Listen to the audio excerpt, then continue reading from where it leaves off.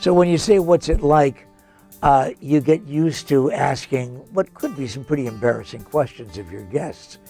And even though my guest and I work together here at KTAR, Katie Cosmas is part of the sales department, this is probably the toughest question I've ever had to ask any of our staff members or any of the guests that I've had. What's it like to lose a child? Tell us about Taylor.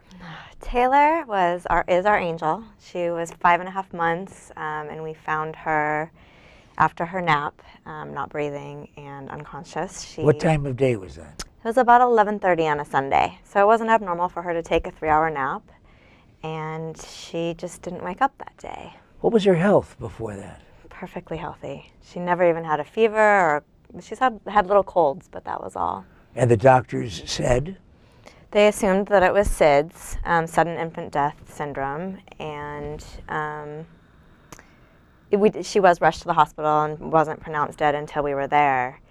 A day I'll obviously never ever forget, but it goes through my mind so clearly right now as if it was yesterday, and it's been 3 years. We do these programs for them.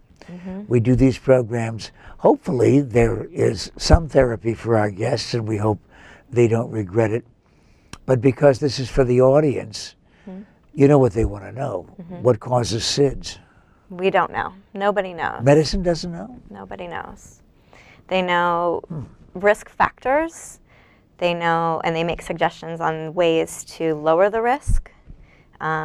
They claim that there are certain ethnicities or ages that are more likely, but Taylor didn't fall into any of those. She was, rolling over and healthy, and supposedly at a point where I thought she was out of the window, and she was not. What is the window, the age window for sudden infant death syndrome? Up to a year. I know of 8-month-olds, 11-month-olds, 10-week-olds, all across until 1-year-old. How old is your son?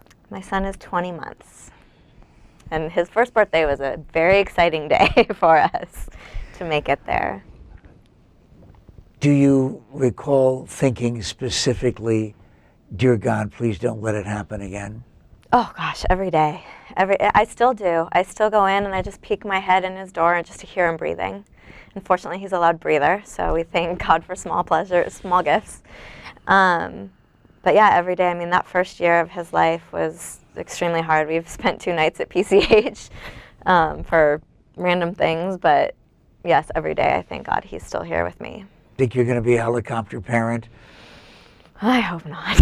Well, I mean, we all concern ourselves about making sure that they understand you don't cross the street here, you cross it here.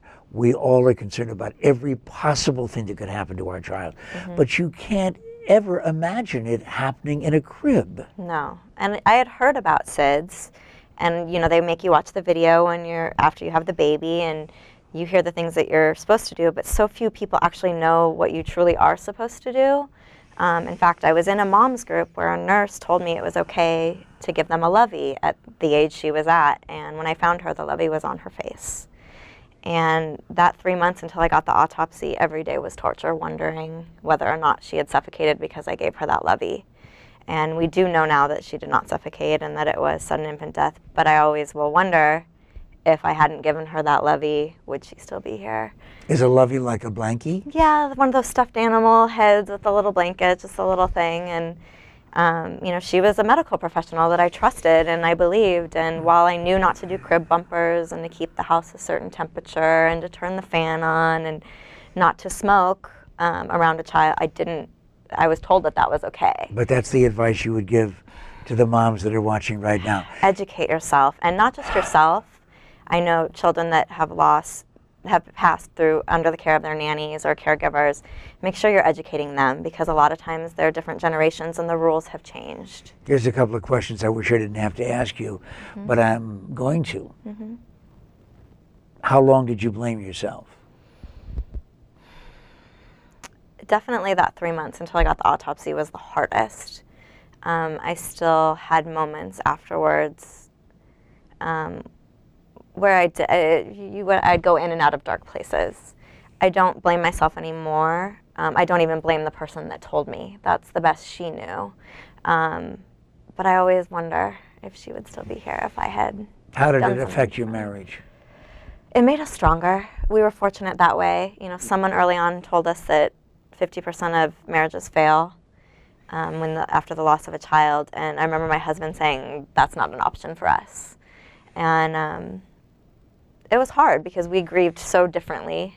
I was ready to go back to work a little bit sooner than he was because I loved my job, and he was in a job that he liked. Okay, he has since left and went and followed his dream and opened a running store and has been very successful with that. So now I have a question for you. What's it like to hug your child? Go find out. Tell him Pat McMahon said so.